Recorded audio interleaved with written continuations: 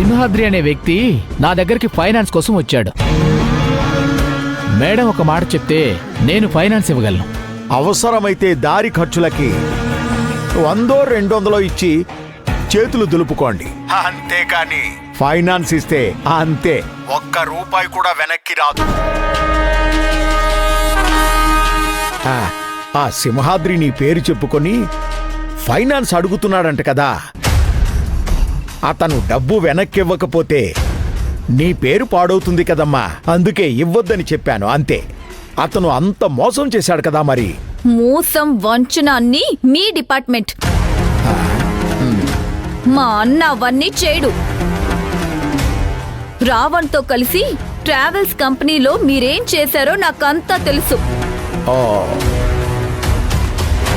అతను విదిలించే ఎంగిలి మెతుకులకి ఆశపడి నాకు మా అన్నకి మధ్య దూరం పెంచారు.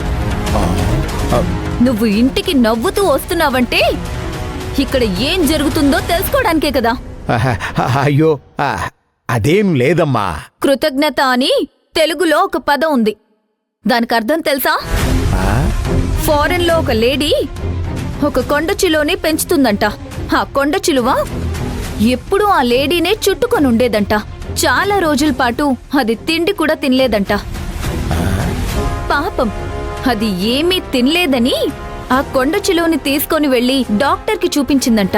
అప్పుడు ఆ డాక్టర్ చెకప్ చేసి, ఆ కొండ చిలువ నీతో ప్రేమగా ఉండడం లేదు, అది నిన్ను గమనిస్తూ ఉంది, అది నిన్ను తినడానికి ఎదురు చూస్తూ ఉంది అని చెప్పాడంట. భయంతో అప్పుడు ఆ కొండ చిలువని జూలో వదిలేసిందంట.